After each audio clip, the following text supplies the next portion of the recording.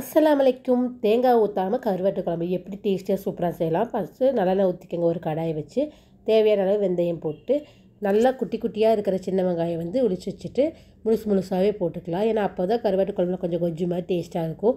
நம்ம நிறைய வெங்காயம் போடுவோம். மற்றவங்க உங்களுக்கு டேஸ்ட் தகுந்த மாதிரி போட்டுக்கலாம். நான் வந்து எப்போவுமே வெங்காயம் அதிகமாக சேர்த்துவேன். சின்ன வெங்காயமாகட்டும் பெரிய வெங்காயமாகட்டும். அப்புறம் 4 பச்சை மிளகாய் அதையும் போட்டு நல்லா வணக்கிக்கலாம். ப்ரௌன் கலர் ஆகிற அளவுக்கு வணக்கணும்.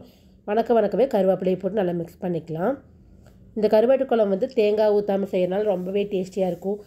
அப்புறம் வந்து தக்காளி அரைச்சி அதையும் போட்டுக்கலாம். அதையும் நல்லா மிக்ஸ் பண்ணிக்கலாம். நல்லா தக்காளி வந்து பச்சை வாசம் போகிற டைமில் மல்லித்தூள், மிளகாய்த்தூள், மஞ்சள் தூள். மிளகாய்த்தூள் வந்து காரத்துக்கு ஏற்ப போட்டுக்கலாம். மல்லித்தூள் போடும்போது நம்ம கெட்டியாகும். ஸோ 2 டீஸ்பூன் மல்லித்தூள் போட்டால் 1 டீஸ்பூன் மிளகாய்த்தூள், 1/2 டீஸ்பூன் மஞ்சள் தூள், பெருங்காயத்தூள் அதையும் போட்டு நல்லா மிக்ஸ் பண்ணிவிட்டு அது ஒரு கொதி வர டைம் வரைக்கும் மூடி வச்சுக்கலாம். ஏன்னா பச்சை வாசம் போகணும். ஏன்னா ஒவ்வொன்றும் ஒவ்வொரு டைம் கொடுக்கணும். அப்போ தான் அந்த ஃப்ளேவர் வந்து நல்லா இறங்கவும் செய்யும், டேஸ்ட்டாகவும் இருக்கும். அதுக்கப்புறம் ஒரு பெரிய நெல்லிக்காய் சைஸ் வந்து புளி ஊற வச்சுருந்தோம். அதை வந்து நல்லா கரைச்சி அதையும் ஊற்றிக்கலாம். ஊற்றி அதை நல்லா மிக்ஸ் பண்ணிவிட்டு அது ஒரு கொதி வரணும். எல்லாமே நம்ம டைம் கொடுக்கணும். டைம் கொடுத்தா தான் அந்த கருவாட்டு குழம்புக்கூட டேஸ்ட் நல்லா இறங்கும். நல்லா பாருங்கள் ஃப்ளேவர் வந்துருச்சு. நல்லா கொதி வந்த டைமில் வந்து நம்ம ஆல்ரெடி வந்து கருவாடு வந்து பொதுவாக பார்த்திங்கன்னா நான் ஏன் உப்பு சால்ட்டே போடலைன்னா நம்ம வந்து கருவாட்டில் வந்து நார்மலாகவே உப்பு இருக்கும். ஸோ அந்த உப்பு இருந்தால் குழம்புல உப்பு அதிகமாக காமிச்சிடும். ஸோ நம்ம வந்து எப்போவுமே உப்பு கருவாட்டு குழம்புக்கு போட வேண்டாம். ஸோ உப்பு வந்து தேவைப்பட்டுச்சுன்னா மட்டும் போட்டால் போதும்.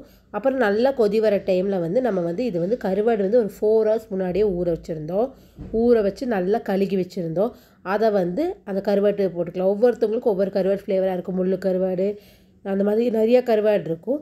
நான் வந்து எனக்கு பிடிச்ச ஃபேவரான முள்ளு கருவாடு போட்டேன். ரொம்பவே டேஸ்டியாக இருந்துச்சு. அப்புறம் கருவாடு போட்டாச்சு. கருவாடையும் போட்டு நல்லா மிக்ஸ் பண்ணி அது ஒரு கொதி வந்தோடனே நமக்கு சூப்பரான டேஸ்டியான கருவாட்டு குழம்பு ரெடி ஆகிடுச்சு. தேங்காய் ஊற்றாமல் சாப்பிட பிடிக்கிறவங்களுக்கும் டயட்டில் இருக்கிறவங்களுக்கும் இந்த கருவாட்டு குழம்பு ரொம்பவே யூஸ்ஃபுல்லாக இருக்கும். கண்டிப்பாக நீங்களும் ட்ரை பண்ணி பாருங்கள். ட்ரை பண்ணி பார்த்துட்டு கமெண்ட்டில் எப்படின்னு சொல்லுங்கள். மறக்காமல் நம்ம சஹாரா ட்ரூம் சேனல் சப்ஸ்கிரைப் பண்ணி லைக் பண்ணி ஷேர் பண்ணுங்கள். மறக்காமல் கமெண்ட் பண்ணுங்கள். Thank you friends. Bye. Take care.